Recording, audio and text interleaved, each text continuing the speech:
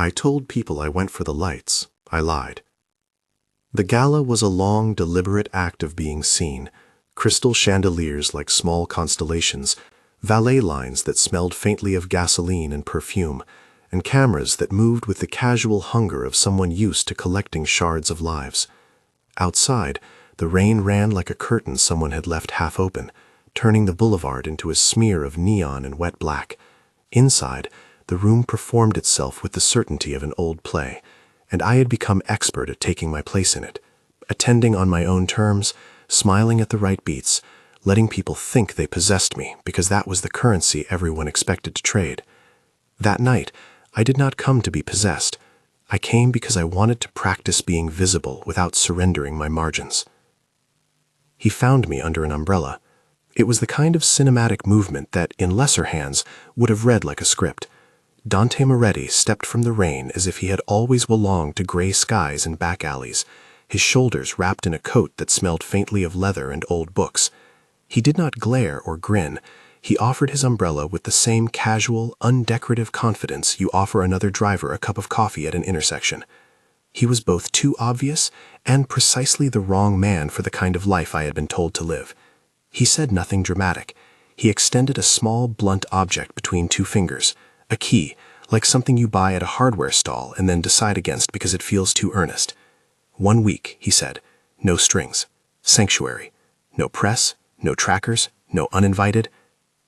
I laughed because I had rehearsed every bad romantic line in my head and none of them fit the exchange. A key was not a token of devotion in the way novels claimed. It was a contract. It was both literal and symbol. It fit the palm awkwardly, heavy with implication. You mean protection, I said. He cocked his head. Call it what you like. I clear space. I make it difficult for people to watch you. I keep the wrong eyes away. Why would you want to keep me from the world? I asked. Because no one kept anyone from the world without a reason in a life like mine. There were favors, barter, reputations to maintain, debts to be paid in kindness and avoidance. Dante's line wasn't flattering, it was a ledger. He looked like a man who had built ledgers and then tried to burn them. Because I make a living off being useful, he said, and sometimes useful looks like leaving someone alone. Which was what made him the wrong man. He embodied the gray between protection and possession, the past of fixers who slid under the law the way a shadow slids under a door. I had heard stories.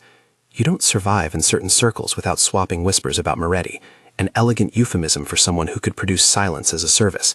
He had a reputation the way old stones have moss. It grew and clung no matter how you washed it. I don't do strings, he said when I hesitated. You set the rules. You can end it whenever you want. 1 week, a place to sleep. Nobody brings in cameras without your say-so. I leave at the end of it. No press contact. I give you a key. You decide. His eyes found mine, and for a fraction of a second, I read there the tiredness of someone who had watched other people's edges break and felt the pull to fix them. I read also the kind of arrogance that could imagine 1 week would unravel more than it would tie. I told him to tell me the price. He smiled with the economy of the practiced negotiator and leaned closer so his lips would not be overheard by anyone who might be listening. You already know it, he said. Trust, and a key. Trust in our world had become something you bought and sold in small installments. It was fragile and specious, the delicate currency of a private economy. I thought of the times I had traded trust and watched the receipts multiply into debts. We negotiated like two people setting terms on a temporary truce. I named conditions fast because that's how power accrues to whoever defines the frame. No recording devices in my personal rooms, no monitoring of conversations with my attorney, an independent archivist to receive any footage that might be recorded for security purposes, clear revocable consent clauses, a time-stamped duplication routine so nothing could be altered without a trace. Rosa, I insisted the house manager be included in all decisions about my physical comfort and safety. He accepted gruffly. He said he'd bring Marco, a sentinel. He'd keep outdated methods at the door. He agreed to an independent third party to supervise any capture of data. He reached into his coat, produced a small, plain brass key with a hole worn into the metal, and offered it to me. There are gestures you rehearse for your public. There are gestures you never rehearse because they are too intimate to be practiced under lights. Accepting the key was one of those. It was not a surrender. It was a decision made in full view of my faculties. I weighed visibility against the possibility of being followed into private rooms, and I chose refuge. I took the key into my palm. It warmed from the heat of my fingers, a tiny, dangerous thing. 1 week, I said, and a list of rules will have legal teeth. I want an independent archivist, Harini. She catalogs, duplicates, timestamps. Anything that exists will have a duplicate outside your control. He nodded, not with humility, but with the kind of recognition that reads like an arithmetic problem solved. Harini is fine. She's thorough. I looked at him then, really looked, the way you examine the seam of a garment to see if the stitching will hold. If you cross a line, I call the DA. No handling things extrajudicially. No revenge. He flinched, like a man who had expected a different clause, but then he agreed. No revenge, he said. Sightlines only. I should have walked away then. I should have gone home to the apartment where my plants leaned toward the light, and my phone was a slow drumbeat of invitations. But the rain had smoothed the boulevard into anonymity, and there is a kind of tiredness that arrives when you've been performing restraint for years, and want, for once, not to manage the show. I accepted his offer. If this story feels like it's about scandal, stay with me. There's scandal enough in the world, and I promise you I will give it its honest weight. There is also something else beneath the glare. Choices made about privacy, what we trade for safety, and how thin the line becomes when the fixer who once skirted legality asks to be trusted. He led me to a town car that smelled faintly of citrus and old leather. The house he offered as refuge was not a fortress. It was a lived-in place that had been curated into a neutral, almost anonymous domesticity. Cream walls, books that had been read until the spine softened, the quiet hum of an old refrigerator. It was the kind of house that could be broken into either by someone who knew exactly where to find the safe, or by someone with the patience to watch the comings and goings for months. Rosa met me at the door with a keyring and the kind of hands that had learned to carry weight silently. She was smaller than I had imagined from the stories, compact, efficient, with a gutter of gray at her temples that made her look older than she was. If Dante was a ledger, Rosa was the balance. She did not stare at the key. She did not ask me why I chose this arrangement. She offered me a glass of water and arranged a spare room with a linen wardrobe that smelled faintly of lavender. "Rules?" she asked, when I sat on the edge of the mattress and allowed myself to breathe. I read the rules to her like a liturgy. No unsolicited visitors.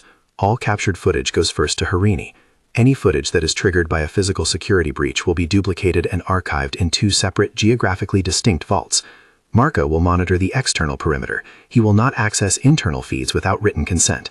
Dante may be here, but he will not be alone in accessing material. Any protocol violation will trigger instant legal consultation. She listened, and somewhere in the space between my sentences and her nods, a kind of mutual inventory was done, of trust, of competence, of the space each of us occupied. I liked her for that. Rosa had no illusions about glamour. She had a pragmatic tenderness that understood hospitality as an act of care, not a social performance. Marco arrived like someone who had been meant for guard duty, in the sense that his presence filled the room with a different kind of silence. He was stone-boned and careful, the sort of person who noticed patterns before they happened, where light pooled, which window curtains frayed first, how the mail slot clicked when someone shoved a leaflet into it. He asked me 2 questions, whether I wanted the front cameras on a tighter loop, and whether I slept with earplugs.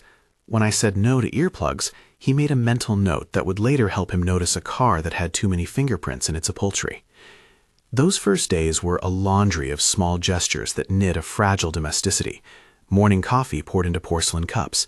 The slow, abrasive rituals of asking for the remote and being asked to sign a consent form. Rose's inexplicable but accurate ability to always have a spare scarf. Marco's tendency to clear his throat loudly when something seemed unaccounted for.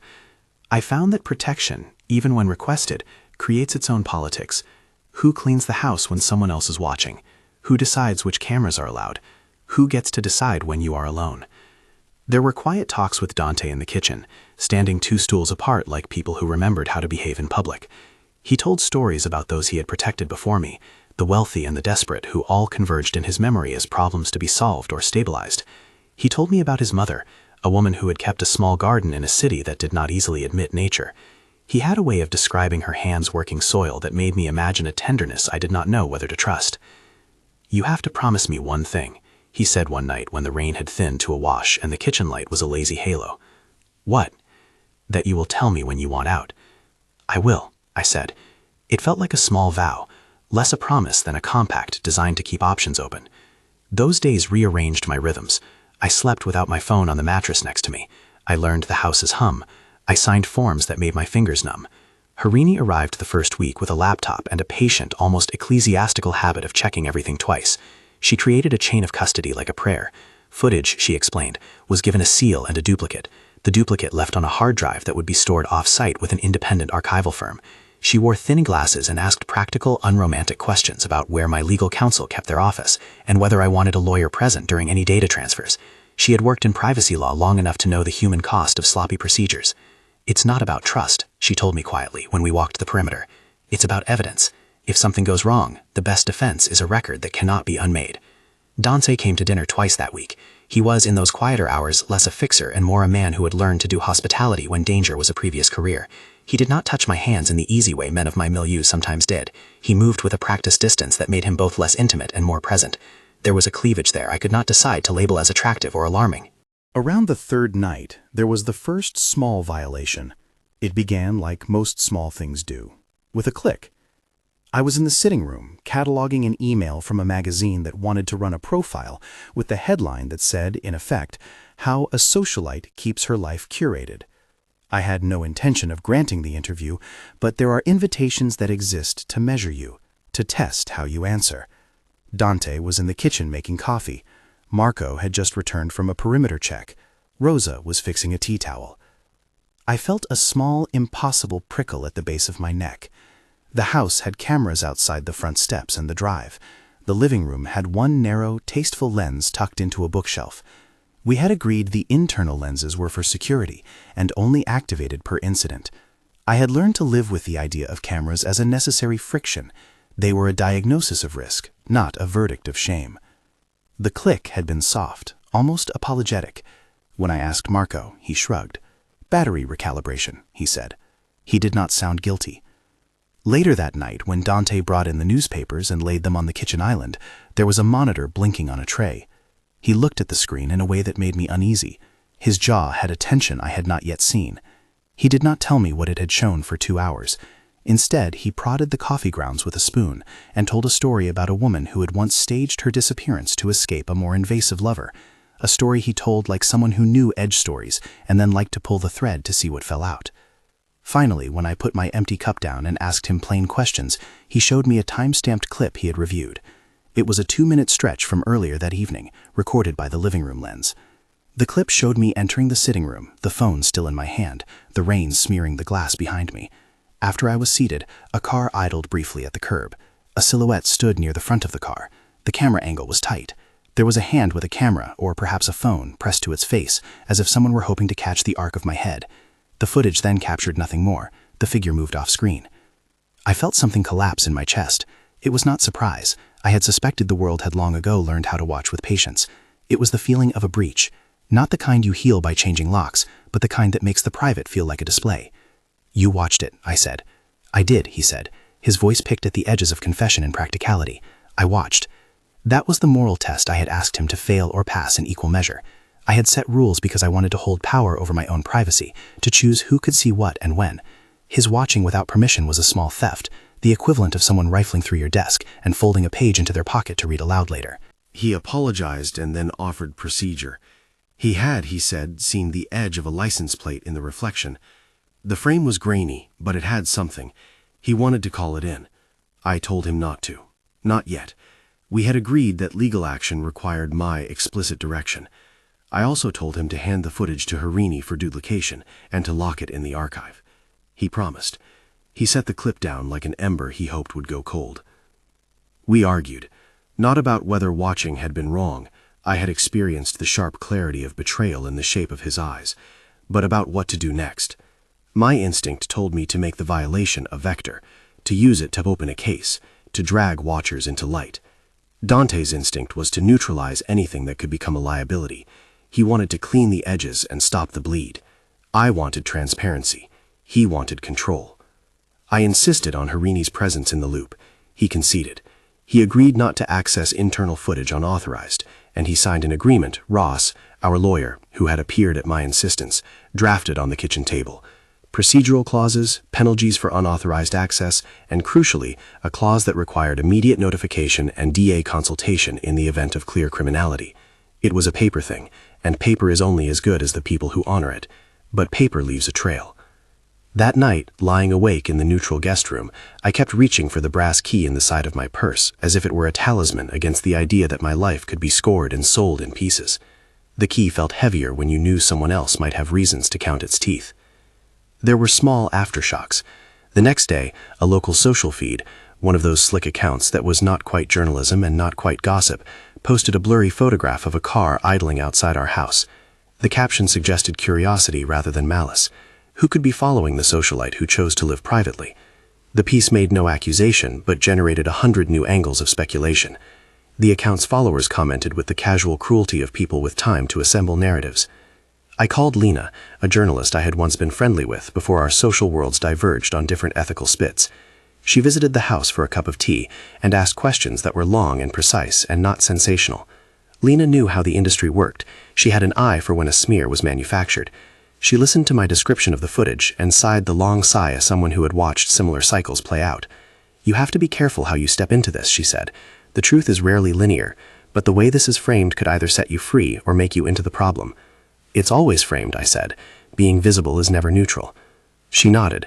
"Right now you can choose the narrative, but it will be messy." Messy was not an outcome I enjoyed, but it was a truthful one. We spent that afternoon crafting provisional lines. We would not comment on the footage publicly. We would emphasize process over allegation. We would say only that a security incident had occurred and that it was being handled through the appropriate legal channels. I was performing the prudent choreography that my public expected: measured statements, an emphasis on due process, a refusal to be weaponized as the main event. Dante watched all of this with a patience that suggested he had seen many temperate plans break on the shoals of people's instincts. "You're doing this the hard way," he said at one point, meaning that choosing procedure over private remedy is slow and painful and often unsatisfying, but it's cleaner. The week folded into itself like tissue paper.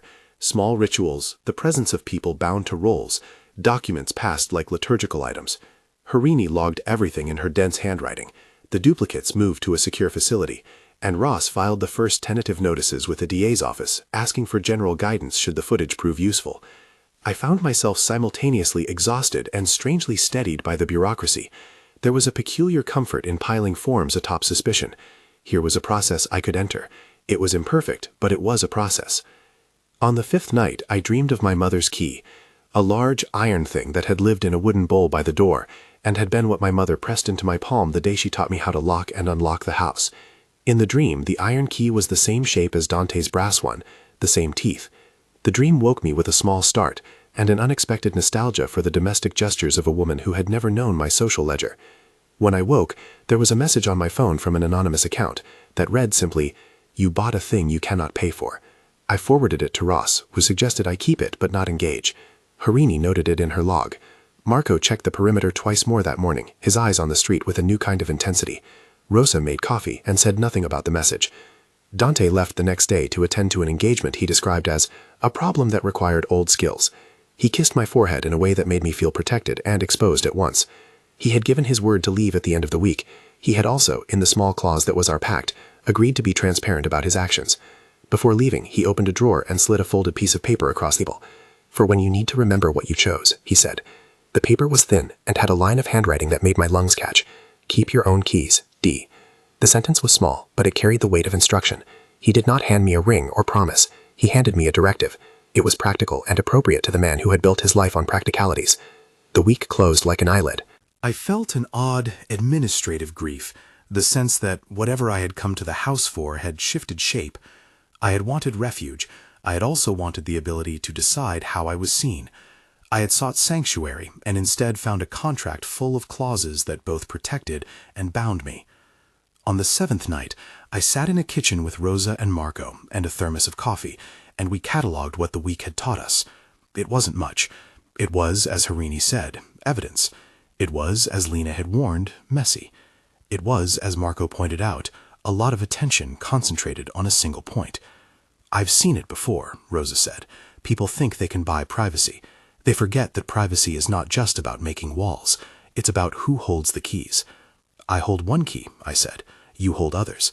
"That's true," she said. And then, because Rosa could not help herself, she added, "But nobody holds them all. That's why we watch each other's backs." There was a small silence then, a communal recognition of the precariousness of our arrangement. We had built a microcosm of accountability into a house that otherwise existed for the leisure of men and women who loved to be seen. It was an odd inversion of everything I had practiced. Instead of performing privacy as a spectacle, we were trying to render it as a set of verifiable actions. 2 nights later, when Dante called from an airport to remind me he would return in 2 days, I took a breath and told him everything that had happened since he left. The message, the social feed photograph, the string of little public exposures. He listened. Again, his reaction was not theatrical, it was procedural. "We tighten," he said. "We check for tailing, we shift routes. If it persists, we take it up the chain." I believed him, partly because he had been useful, partly because he had given me a key and a protocol, and because I had learned that choices at this intersection are often about the lesser harm. And then the small initial violation curled a new tendril toward the next stage. It was not yet a scandal, but it was the kind of thread a spider might use to make a web, the kind you could walk into without seeing until it stuck. I should have kept the week simple: refuge, a key, the ending we had agreed upon. But the house and the people who tended it were both too alive and too fragile to keep as a single, contained episode. Rules shift when you live with others. Trust phrase when temptation to protect becomes temptation to possess. And then there are the external forces, the reputation launderers, the smear merchants, the accounts that exist to drip away dignity in 100 small, unmapped sluices. They are the ones I had come to think about more seriously, because they are the ones who make you into a forbidden topic for your own kind. On a late evening that smelled like solder and rain, I found another note in my purse. It was the neutral, precise gray of an official envelope, but without any return address. Inside was a single printed paragraph, clipped from a legal journal to look like a quotation. "Public figures who negotiate private refuge often enter a trade of visibility for control. The public's appetite rarely honors the terms." Anonymous editorial. It may sound like an innocuous thing, even banal, but it had the effect of a small stone thrown into the still water of the house. Ripples echoed. I carried that sentence like a small, heavy truth. The elite's appetite for gossip is not limited to tabloids. It is an industry, one that cleanses reputations, buys silence, and trades in the currency of shame. I thought of Calibre, the name people used with a kind of half-sarcastic reverence, for an industry that launders reputations with curated narratives and strategic amnesia. They existed in whispers as much as reality, a shadow economy where attention is as serviceable as money. They were not legal counsel. They were not public relations in the clean sense. They were more like surgeons or magicians. They remove stains from the public record and then return the patient unmarked. If Dante's world had been one where the right person could make a problem quietly disappear, Calibre's world was the garden where the polished corpses of reputations were replanted and sold as new blossoms. We had, in our small house, declared war on that economy, not by direct attack, but by refusing to let our private life be gutted without a trace. Harini duplicated the footage, Ross filed the notes, Lena agreed to hold certain lines in reserve should the story metastasize beyond our control. We assembled a paper trail that read like a family of careful decisions. And yet, even as we organized, the industry around us continued to work in its own dark rehearsal. A friend in a low-tier legal firm sent me a screenshot of a private group chat where people, some of them pundits, some of them mid-list influencers, were composing a narrative that made me look like an errant heroine who invited danger by being seen.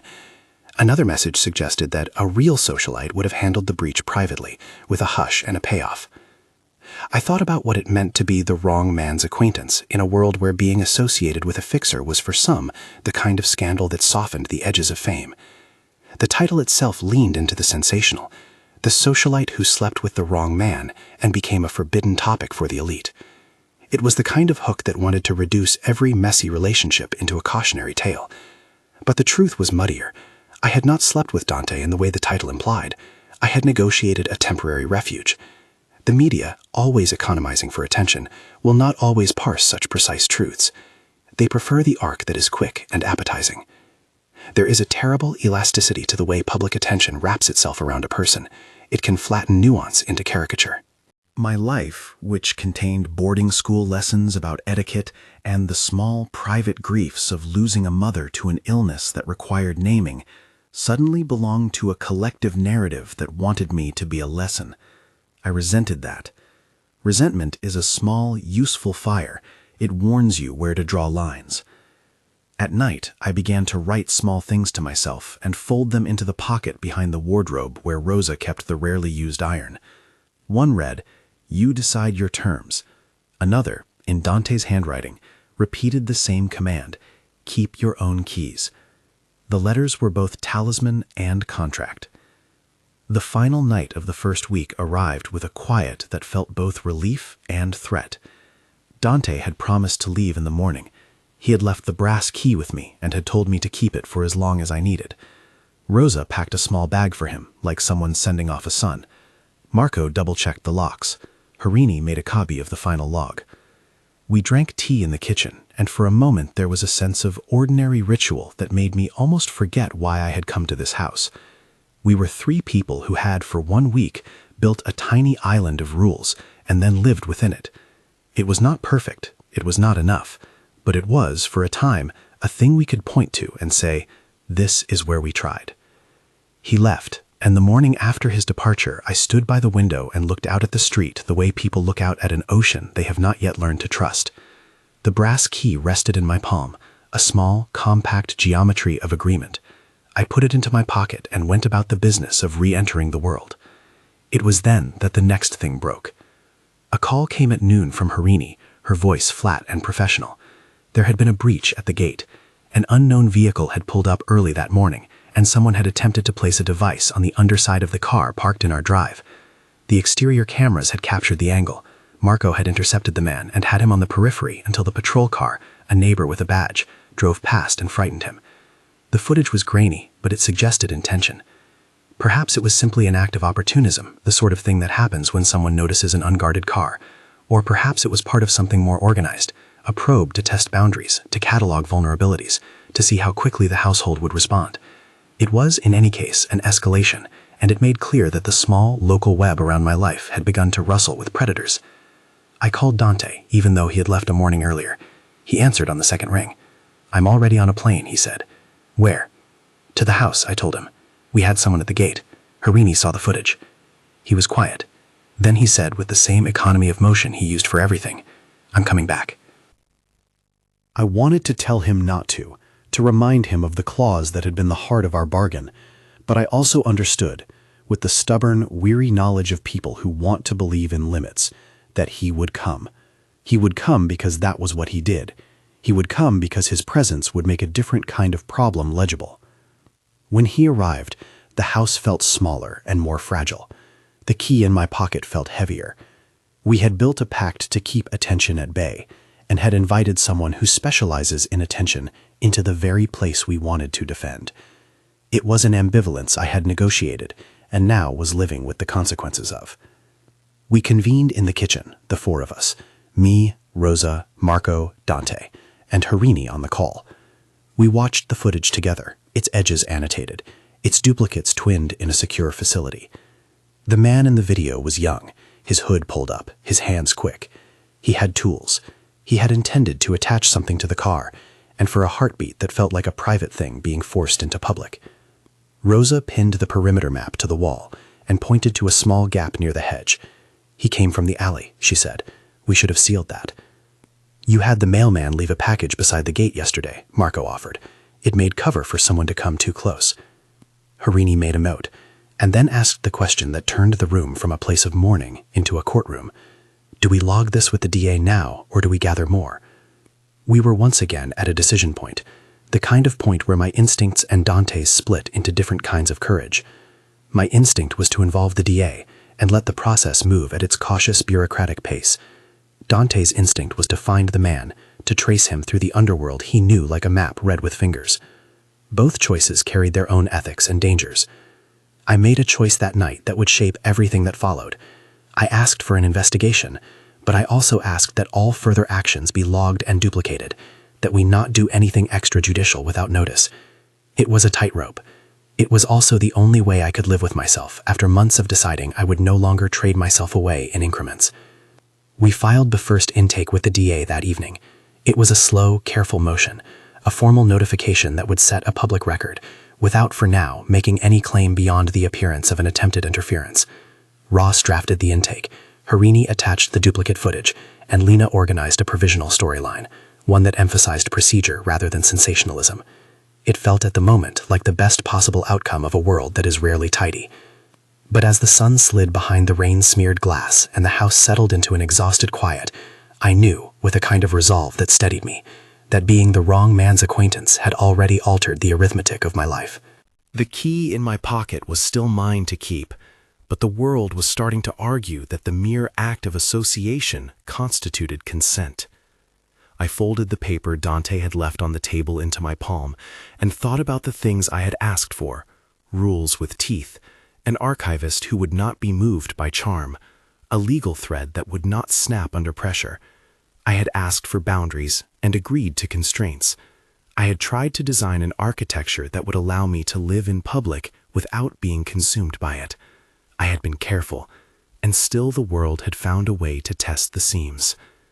Outside, the rain began again, thin at first, and then sudden, as if someone were drawing a curtain over the boulevard. I held the brass key between my fingers and wondered which of us, the fixer, the protector, the archivist, the housekeeper, the sentinel, would be the first to unravel. My life had been, until then, a series of measured exposures. Now it felt like a narrative that could be rewritten by other hands.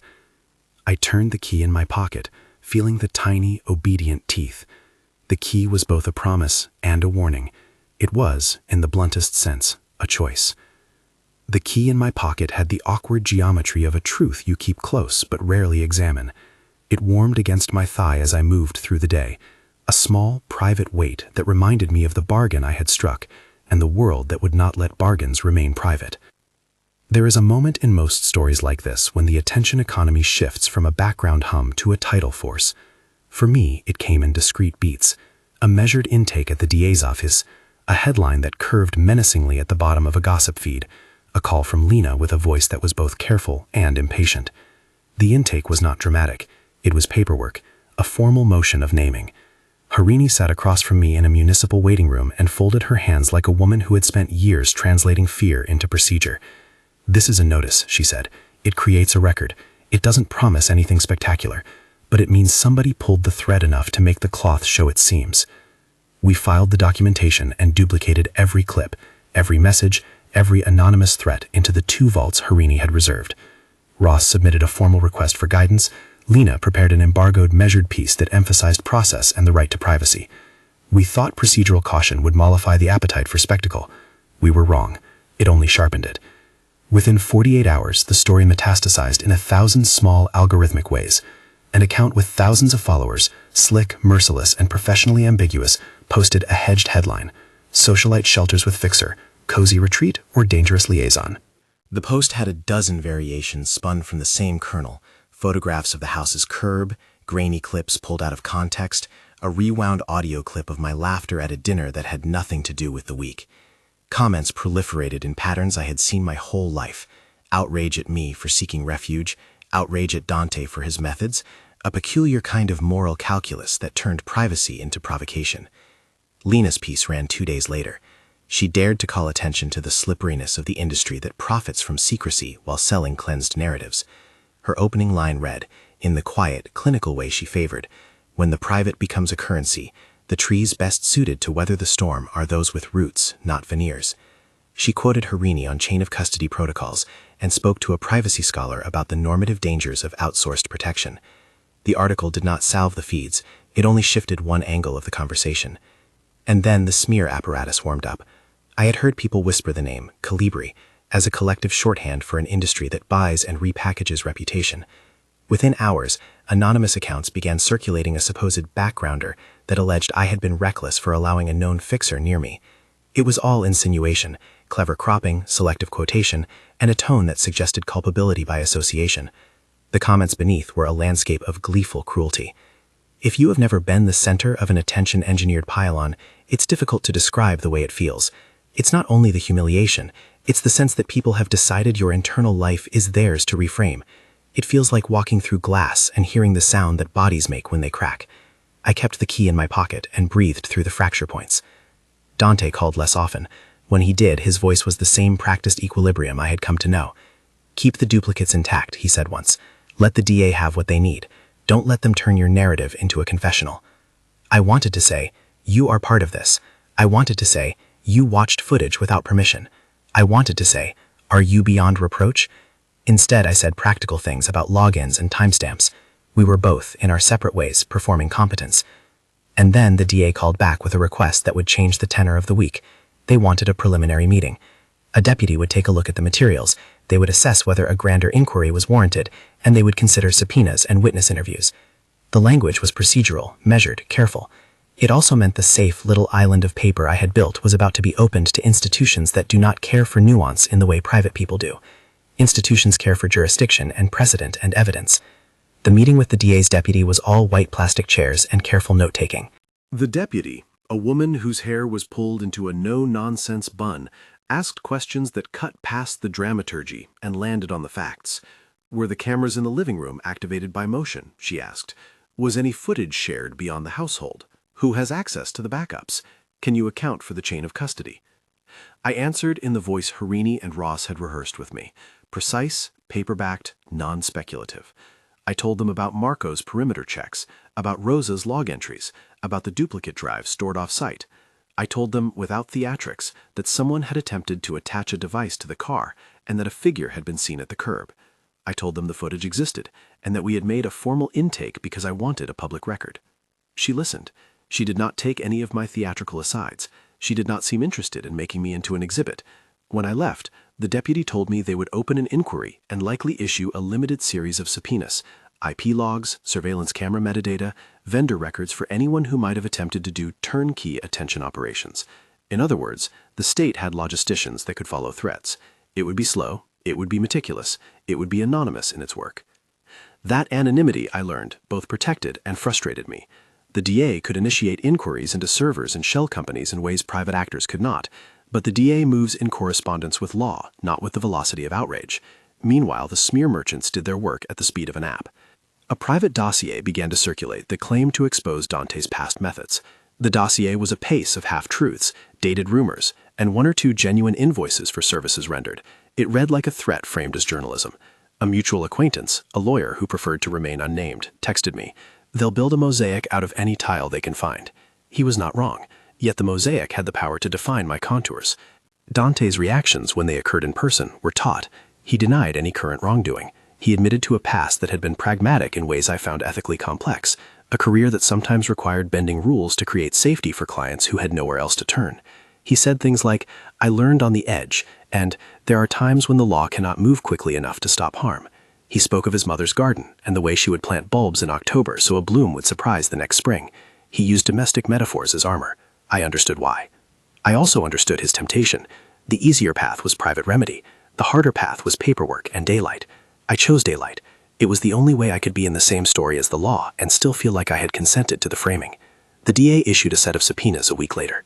They asked for communications between certain vendors and individuals, records of payments, and the technical metadata that would show who had been accessing the house's streaming service. They did not name Calibri, but their orbit suggested a focus on reputation brokering networks. When the subpoenas arrived, Ross explained, patiently, badly, what would happen next. "Subpoenas compel records," he said. "They do not guarantee a show trial, and they do not mean immediate justice. They mean slow, patient trawling. They mean people will be asked to produce things they would prefer not to show." We prepared for depositions. Harini spent evenings on the phone with archivists and tech people, creating a single, highly documented timeline. Lena stood by the edges like an ally, with an editor's sense of what to hold back and when. Marco renewed his vigilance. Rosa kept the house clean and asked us to put on coats when the world outside felt like it could spit on the place. I was deposed in a conference room that smelled like lemon cleaner. The room had a metal table and a clock that seemed designed to make you aware of seconds as a cumulative pressure. The DA's deputy asked me to recount, under oath, what had happened. I spoke plainly about the key, the bargain, the footage, the attempted attachment to the car. I was careful not to equivocate, and in that care, I felt both solid and exposed. There are moments when testimony feels like a scalpel. You have to be precise, or else someone will reconstruct you with the wrong tools. The prosecutor asked about Dante's involvement. I told the truth as I knew it, that he had watched footage without prior consent, and that we had immediately put protocols in place. I said I had insisted on Harini's oversight, and that I had requested DA involvement when the near attachment to the car suggested criminal intent. A reporter who had been following our slow-moving story later wrote that the deposition rendered me both an actor and accuser. That phrasing made me wince. I had not come to be a spectacle. I had come to be a person refusing secrecy in face of an industry built on it. The media, for their part, delighted in dualities. One outlet ran an op-ed about elite hypocrisy, how those who clamor for privacy often pay the least for the labor that secures it. Another ran a piece with a headline that suggested I had been reckless and should have paid for silence. The friction between those pieces folded into the feeds like weather. Then, mid-inquiry, a leak happened. Not an enormous definitive leak, but enough to shift public perception. A redacted invoice, suggestive of payment to an operator known for sleight-of-hand reputation work, found its way into a private group chat of mid-level commentators. The invoice was a fragment, a sliver of possibility, and people used it as if it were conclusive. Calibri-style actors moved quickly then, placing op-eds and friendly pundit pieces that framed my actions as attention-seeking. The smear merchants knew instinctively how to convert any ambiguity into a moral verdict. Dante's own papers were subpoenaed. He came to me, not with a theatrical defense, but with a stack of receipts and a folder of client testimonials. The messy, often human testimony of people who had been spared from more dangerous fates because someone had acted when the law could not. He presented them to the DA's office with a solemnity that suggested he believed in some mix of redemption and utility. The DA's office did not issue headlines. They issued motions. They asked for cooperator lists and vendor logs. They subpoenaed a series of shell companies that, on paper, looked like nothing more than LLCs that serviced celebrity needs. The legal work began to feel like archaeology, digging through strata of invoices, timestamps, and contracts to find the points where attention had been bought and sold. Meanwhile, my inbox, private, previously designed to be a manageable chaos, became a theater of requests. Survivors of reputation predation wrote to me. Their emails were loosed in a steady trickle that felt at once heartbreaking and clarifying. They wanted confidentiality, practical assistance, someone who had lived in the glare to help them navigate a process that could either redeem or ruin them depending on improvised wins. And so the seed of what would become the foundation began to germinate in small scenes. A woman who had had private photos weaponized by an ex-lover and wanted legal help. An artist whose entire career had been derailed by a fabricated scandal. A journalist who had been doxxed for exposing a power broker. Each story was different, but each had the same core: attention used as a weapon. The idea hardened into an imperative. If attention could be weaponized, it could also be redirected into protection and repair. I began to sketch, on napkins, in margins of briefs, in emails to Lena and Harini, a plan that was both practical and symbolic. The foundation would provide emergency legal assistance and archival redundancy. It would fund independent audits of reputation brokering networks. It would maintain a confidential intake for those who had been targeted, and a public advocacy arm that could lobby for evidence handling standards and regulatory scrutiny of the industry that trafficked in secrecy. It would be called, for lack of a better name at the time, Keep Your Keys Foundation, a clunky phrase perhaps, but one that suggested the small domestic metaphors that had come to shape so much of my thinking. We wrote a charter. The charter was a text document full of legalese and tenderness. An excerpt we circulated to potential board members read like this: Mission: to provide structural, legal, and archival support to individuals targeted by coordinated attention campaigns, to advocate for transparent evidence handling protocols, to promote restorative practices that prioritize survivors' agency and confidentiality.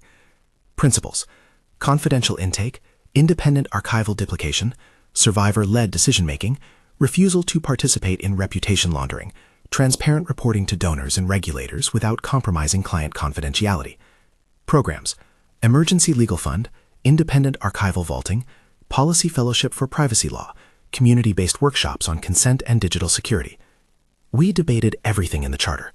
Rosa argued for survivor control over case narratives. Marco stressed operational safeguards. Harini insisted on language-binding independent archiving to ironclad custody chains. Lena warned against making the foundation a vanity project that would appease donors but do nothing for clients.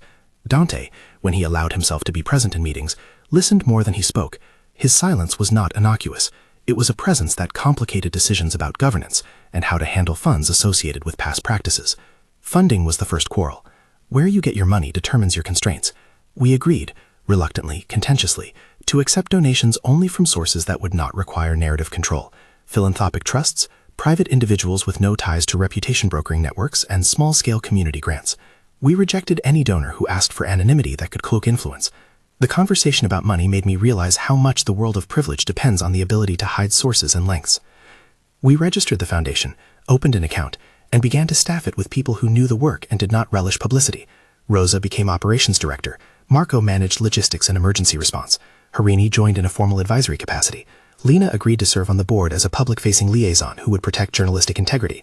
I took the title of founder and director because the world wanted a face, and because, perhaps naively, I thought I could actually do the work. The first intake we received through the foundation was kneeling with a private grief. Layla, 22, a micro-influencer whose life had once been a slow, curated ascent, called with her voice breaking.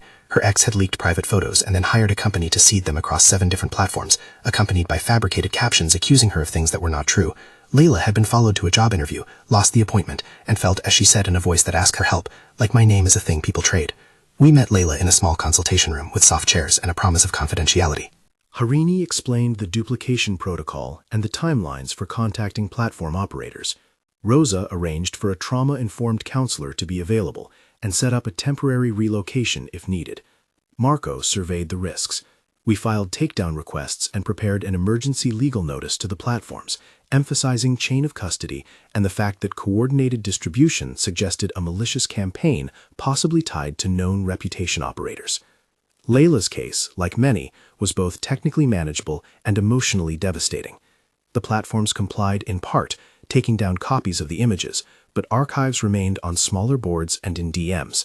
The legal route was slow. The emotional cleanup often required more immediate human work. The foundation paid for temporary relocation, counseling, and a small stipended fund for lost income. We helped Layla rebuild a public statement on her own terms. She chose, bravely, to speak about consent and boundaries. Her narrative did not make a single headline. It did, however, allow a young woman to step back into life. We took on more cases: a freelance journalist threatened with engineered blackmail, a former aide whose sexual identity had been weaponized by an ex-employer, an organizer whose address had been doxed by an anonymous group. Each case taught us something about the fabric of modern reputation predation. It relied on layers of plausible deniability, on shell companies that paid for digital distribution, on leftover habits of men comfortable with buying silence. We also began to pressure platforms and policymakers. Harini drafted policy proposals for metadata retention that would help prosecutors trace coordinated campaigns, require platforms to hold certain logs for a statutory period when a legal notice is issued, create independent archival nodes for sensitive materials, and mandate clearer procedures for expedited takedowns in the case of coordinated attacks. It was hard, procedural work. It also felt like trying to build levees while storms rolled in. Dante, for his part, faced accountability in a way that tested the narrative of redemption the tabloids loved. The DA, in their inquiry, asked him to provide records, to identify vendors, and to explain how he had protected clients in ways that sometimes skirted legal boundaries. He cooperated to an extent that surprised some people. He gave up ledgers he had once jealously guarded. He did not, however, confess to abstract villainy. He spoke in practical terms, methods used, times when extrajudicial action had been taken and the reasoning behind it, and a deep human apology for instances of unauthorized access he acknowledged. He accepted, as part of a negotiated resolution with the DA and with the Foundation's moral oversight, a set of limitations on his work: a formal pledge not to engage in unauthorized surveillance, submission to third-party audits if he worked in protective capacities, and a restitution agreement that included funding for the Foundation and direct support for identified victims. That negotiated resolution was not a blanket absolution. It was a set of conditions, legal and public, that sought to bind a man with a patchy past to a more accountable future. I watched him sign paper that would make him both more visible and more constrained. For all the criticisms that could be leveled at reaching a compromise, there was something necessary about turning private redress into public constraint. Courtroom scenes arrived not with cinematic bombast, but with a kind of dry, procedural weight. There were motions filed, objections lodged, and depositions that felt like tests of stamina. On one of the longer days, I testified about the sequence of the bargain, the rules, the house, and the breach. The prosecutor cross-examined me about my motives, as if motives were fragile instruments to be inspected. "Did you consent to his methods?" she asked, careful. "Yes and no," I said. "I consented to protection under terms I set. I did not consent to unilateral access to internal footage." Her pen scratched. "So you consented to being protected by someone with a history of extrajudicial methods?" "I consented to a service defined by rules," I answered. Consent, in this context, was contractual and revocable. The exchange read in transcripts as technical. In the room, it felt like a negotiation about the right to bodily and informational integrity. The transcript would later be excerpted in articles debating elite behavior. I imagined readers picking apart the phrasing as if the semantics would tell them the moral truth. Outside the courthouse, narratives moved with a different kind of momentum. Some columns praised me for refusing to exchange privacy for silence, while others framed me as naive for trusting a fixer. The elite, people whose social currency is partly derived from the ability to keep transgressions private, debated whether my visibility threatened their social compact. There were private messages from former friends, some offering support, others implying that those like us who broke the rules of discreet handling deserved a special kind of social exile. That pressure, oddly, was the kind of force that catalyzes public reckoning. When the foundations of an unspoken economy are disturbed, the conversation often moves from gossip to policy. I began to receive inquiries from policy fellows, from researchers studying reputation laundering techniques, and from a small group of lawmakers interested in regulating attention economies more aggressively. The DA's investigation, while not a silver bullet, provided a framework for institutional inquiry. The public pressure pushed the conversation into legislative spaces, where, for better or worse, slow policy could create leverage. The foundation grew incrementally. We hired a case manager who specialized in digital forensics and a small legal team that could respond to emergent takedowns and subpoenas. We launched a fellowship to encourage privacy scholars to pursue research into corporate practices that enabled reputation laundering. We spoke, modestly, in panels in law schools about chain of custody and consent. We refused lucrative donations that would have come with silence, and instead accepted smaller, ethics-aligned grants. Not everyone was pleased. There were private donors who suggested we should aim for a wider splintering of narratives to own the story on social feeds. We refused.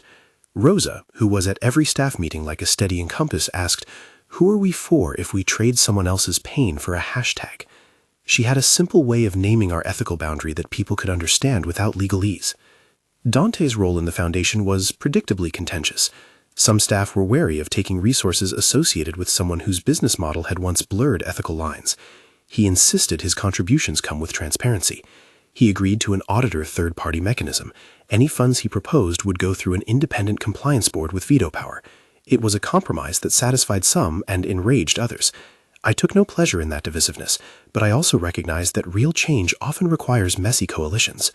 There were small victories that felt disproportionate. A platform agreed to retain certain logs for a longer period pending litigation. A regional regulator floated the idea of clearer definitions around reputation brokering service contracts. A small, anonymous defendant in one case was forced by court order to reveal an IP trail that connected to a vendor used in curated smear campaigns. These were not earth-shattering, but they suggested the possibility of structural shifts. We also ran into limits. Not every platform complied promptly. Not every court moved quickly. Not every donor agreed with the tiny, patient rhythm of institutional change.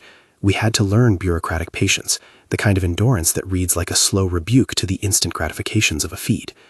Amid the institutional labor, human stories continued to arrive. Omar was an investigative reporter who had exposed a local businessman's predatory labor practices and had been doxxed in retaliation. He had moved several times with the aid of friends, and when he came to us, had uncertain legal recourse. We provided funds and helped establish a small security perimeter. Omar returned to work months later with a piece that cited procedural protections we had lobbied for. Simone was a domestic worker in the city whose employer had hired a reputation broker to discredit her after she reported theft. The foundation funded her legal defense and a small emergency fund while she transitioned to new employment. Each story complicated our image. The foundation was not a panacea. It could not erase the cultural dynamics that allowed such cruelty. But it offered tools, legal process, archives that preserved truth against manipulation, and a public voice that insisted on consent as an ongoing negotiation, not a one-time purchase. As the months folded, Dante submitted to an internal audit required by the DA as part of his negotiated conditions. The audit uncovered practices that were legally gray and ethically problematic. He publicly acknowledged these, provided full cooperation, and agreed to fund several of the foundation's initial programs. The DA's office issued a statement that emphasized the importance of further inquiry and announced that subpoenas would follow for certain vendors. That statement was neither applause nor condemnation. It was a procedural step that signaled the state was engaging. There is a temptation in stories like ours to convert every concession into moral clarity. The truth was messier. Dante remained ambiguous to me and to the public. He had both done harm and saved people. He had watched footage without consent and had also, in other cases, prevented more serious intrusions into people's safety. The work of accountability in our story was not about moral simplification. It was about creating constraints and institutions that made harmful practices harder. In that sense, the foundation was a form of structural repair, slow, imperfect, leaning on law. At one of the earliest public events the foundation sponsored, a small symposium on privacy and consent, I spoke about keys. A key is not only a way in, I said to a room of lawyers, technologists, and survivors. It is a way to remember who holds power. People can give keys and take them back. Power is not fully expressed until consent is revocable. The speech ran through news feeds with a muted echo. Some praised the rhetoric, others accused me of grandstanding. The difference was one of expectation. Change is never immediate. It arrives in stipends and procedural reforms, in little protections that let a person return to a job interview. It arrives in the archival duplicates that allow a prosecutor to follow a trail. The public spectacle of the scandal did not evaporate. There were nights when anonymous accounts invented new angles, and I would wake to find my name in paraphrases that felt engineered to wound. I found solace in small domestic rituals, a greenhouse whose humidity I watched like a small experiment in patience, the feel of soil between my fingers when I repotted a plant Rosa insisted would be resilient. The key remained in my pocket, sometimes switched to the jacket Dante left behind, sometimes to a drawer. It was a talisman and a record. Recruiting the board had its own theater. We assembled people who brought expertise and, more importantly, moral clarity. There were heated debates about whether the foundation should publicly name vendors suspected of laundering attention. Harini argued for quiet, precise legal pressure. Lena argued public naming when it would deter future wrongdoing. Rosa insisted that the foundation's responsibility was to survivors first, not to satisfy a public appetite for moral punishment. The debates were long and sometimes acrimonious, but they produced policy, transparent reporting to donors without compromising client confidentiality, and a public advocacy committee that would push for platform-level changes while legal processes ran their course. We also instituted a survivor council, an advisory group of people who had been through attacks and could guide the foundation with experience rather than paternalistic reasoning. Their input shifted our priorities: faster emergency relocation funds, better counseling options, and a protocol for deciding when cases would be made public with survivor consent. Through it all, Dante tried, clumsily and inconsistently, to make amends. He gave testimony before the DA, he submitted to audits and compliance checks. His public image, predictably, remained a topic of tabloid fixation. But behind the feeds, he volunteered time helping to fund small protective measures for clients the foundation assisted. The optics were messy. Some saw him as a reformed figure, others suspected a PR play. I saw a man trying, imperfectly, to convert habits into constraints. The climax of our public arc did not occur with a single courtroom pronouncement or a dramatic admission. It happened in a courtroom corridor and at an arranged press table where people collected fragments of meaning. The DA announced that their inquiry had produced sufficient evidence to pursue targeted subpoenas and that a few vendors would be asked to appear. It was not a headline of triumph. It was a procedural motion toward examination. The media interpreted it as the first substantive institutional engagement with an industry previously invisible to regulators. The public seemed to register that the myths of private remedy might finally be subject to public law. We took the momentum and shaped it into something practical, a grant program from the foundation that funded litigation costs for victims and a technical fellowship that paid researchers to map reputation brokering networks. It was slow, material work rather than proclamations. The foundation's first annual report, a surprisingly modest document in an office with hand-me-down chairs, outlined metrics that were both bureaucratic and human: takedowns processed, emergency grants distributed, policy proposals advanced. One of the things I had feared most was being recast as a cautionary tale for the elite. There is a cruelty in the way wealth can be moralized into lessons. Wealthy people are either villains or victims depending on taste. I did not want to be a lesson. I wanted to help change the conditions that made my situation replicable. The foundation's public gala, the one that would test whether I could re-enter public life on negotiated terms, was an odd kind of litmus test. It was not meant to be a frivolous display. We chose a modest venue and a clear set of rules: no press allowed in the private dining room, explicit consent forms for photographs, and an enforced pledge among staff that any images of survivors would require written permission. We invited people whose work aligned with our mission, and those who had been skeptical enough to be useful critics. That night, rain sketched the window panes in a familiar pattern. The chandeliers did not feel like constellations so much as the network of bulbs that lit a city. We walked into the room with a sense of formality that felt like ritual. I delivered a short speech that avoided melodrama and instead focused on the idea of revocable consent and the necessity of legal structures that could protect people from coordinated attention campaigns. I thanked Harini and Rosa and Marco and Lena. I did not thank Dante in the speech, but I found him at the edge of the room afterward. We stepped out onto a small terrace that felt like a domestic stage. The city buzzed below, and there was a rain-scented hush. He was less theatrical than the tabloids had painted him. There was a gravity to him that resisted easy judgment. He reached for my hand, a small, cautious gesture. "I navigated badly," he said. "I misread the difference between protection and possession in moments." "You did," I said. Saying it out loud was a kind of co-authored ledger. "And you are still learning, it seems." He smiled, a small thing that was not entirely repentant, but had more humility than it had at the start. "I am willing to be bound by the agreements we made," he said, "and I am willing to be accountable." I held his gaze long enough to make the moment a real choice. We had been through the slow reckoning of legal process and public scrutiny. We had built institutions that tried to fix what had gone wrong structurally. I could have turned away, and in some measure my world would not have demanded explanation. Instead, I made a different kind of choice, one of negotiated intimacy that required continuous consent rather than surrender. We agreed on a small set of rules in that terrace air. If anything changed in the foundation, we would disclose it to the board. If he wanted to be involved in protective work, he would do so only under the foundation's oversight and the DA's monitoring. There were legal documents to bind these arrangements, which is to say we placed ritual into the shape of constraints. The pact was not romantic in the novelistic sense. It was juridical, domestic, and oddly tender. Later, at the greenhouse I had kept for quiet nights, I gave him the key, not the brass one from that first week, but a different key with an engraved plate that read, "Keep your own keys." We stood between racks of seedlings and pots, the humid air smelling like a small, secret progress. He took the key and kissed my forehead. It was not a promise of possession. It was, I felt, an acknowledgement of limits.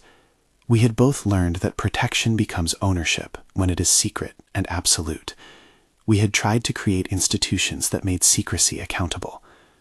The public conversation, meanwhile, shifted uneasily. Some circles continued to treat me as a cautionary tale. Other circles began to ask structural questions about the reputation-brokering networks that had once thrived in shadows. Policymakers referenced our reports and hearings. A few vendors quietly changed practices when presented with the twin threat of legal accountability and the reputational cost of being named in formal proceedings. It was not a revolution. It was a set of small policy adjustments that might, over time, produce fewer victims. The Foundation's work continued to be messy and imperfect. We lost donors who did not like scrutiny. We faced lawsuits from vendors denied contracts after our policy advocacy. We argued in public forums about the scope of platform responsibility and about the delicate balance between naming perpetrators and preserving survivors' confidentiality. These were the hard, boring, necessary fights. There were personal repairs as well. Marco and Rosa both found that their roles had changed in ways that cost them privacy and afforded them new forms of influence. Rosa became an advocate for domestic workers targeted by smear campaigns. Marco set up training programs for community security teams. Lena continued to hold a watchful public eye, publishing essays that questioned the mechanics of our class's secrecy. Harini published technical policy memos that slowly became cited in legal forums. I kept the key near my heart and tended to the greenhouse vines that grew in stubborn coils, proof that things in small spaces can be coaxed to thrive. In time, the DA's inquiry included, as a matter of public record, a reference to vendors under scrutiny and the need for further legislative clarity. No one declared a sweeping victory. The vendors did not vanish overnight, but a few courageous lower-level employees began to talk to investigators about the mechanics of selling cleansed narratives. The industry's murky opacity had been disturbed, and the disturbance itself is a form of accountability. There is a particular letter I keep folded in a drawer. It is from a young woman the Foundation assisted, the woman whose photographs had been weaponized. She wrote, "Thank you for not turning me into a spectacle. Thank you for keeping my name out of the feeds while you did the work. I can go to my job now without looking over my shoulder." I don't know if this is a defeat for them or a small victory for me, but it matters a lot. Letters like hers are the daily currency of the Foundation. They remind us why patience matters. They also remind me that being a forbidden topic for the elite is not a permanent state. It is a function of power and of choice. When someone powerful wants to erase an inconvenient truth, they can often do so. But when survivors have access to counsel, archives, and public protections, the calculus changes. There were other, subtler shifts in my life. I stopped accepting invitations that required a performance of indifference. I chose events where my presence could be productive rather than punitive. I learned to say no, not theatrically, but practically. Those refusals were part of the repair. My agency, which had sometimes felt like a performance I upheld for others, was slowly becoming something I could actually exercise. On a quiet morning some months later, Rosa found me in the greenhouse where a vine had just pushed through its pot and toward sunlight. She brushed potting soil off her hands and handed me a cup of tea. "You look like you have a plan," she said. "I have a plan," I said, "and I have a board meeting this afternoon." She laughed. "Always the gala after the fight." We both knew the script. We had learned to live in increments of safety. Later that evening, at a small dinner with the Foundation's inner circle, Dante lifted a glass. He didn't make grand pronouncements. He spoke about his mother's garden and about how the things you plant in fall require patient tending. He thanked the people who had held him accountable. The mood was cautious but real. When we left that night, we walked a block beneath a sky that had finally cleared. The city smelled of wet asphalt and a possibility that things might, by tiny degrees, be less cruel. I felt the brass key in my pocket like a small, private anchor. I thought of the title that had once been written in the most sensational of fonts, "The Socialite Who Slept with the Wrong Man and Became a Forbidden Topic for the Elite." The copywriters had loved the brevity of scandal, but the reality had been, at every turn, more complicated. I had not slept with Dante the way the headline implied. I had negotiated a refuge, enforced limits, and then worked to convert private sorrow into public repair. That work continues. The Foundation grows by small increments, not by miracles. The DA's inquiry continues at a pace that tests patience and civic faith. Policy proposals are drafted, debated, and slowly accreted into law. Survivors regain small things: work, dignity, a chance to speak on their own terms. There is no final, dramatic vindication in my story. There is only the slow building of structures, legal protocols, archives, survivor councils, and a public conversation that no longer treats privacy as a commodity to be traded without consequence. The key remains with me. It is both a relic of an earlier bargain and a practical tool. Keys open doors and remind us who can enter. That night, before bed, I took the brass key from the pocket and ran my thumb over its worn teeth. I thought of the house where rules had been negotiated, of the man who had offered shelter and then taught me, by his mistakes and his attempts at repair, the perimeters of consent. I thought of Rosa, who manages ruins into order, of Marco, who watches for patterns, of Harini, who turned protocols into prayers, of Lena, who held the story's language steady, and of the dozens of people the Foundation had quietly assisted. Tomorrow, the Foundation would publish its second quarterly report. It would be a careful document filled with numbers and small victories, and the kind of bureaucratic language that changes nothing spectacularly, but it would be real. I slept with the key beneath my pillow, not out of possessive theater, but because it had become, in a domestic, ordinary way, a record of my choices. In the dim morning light, I heard a soft knock.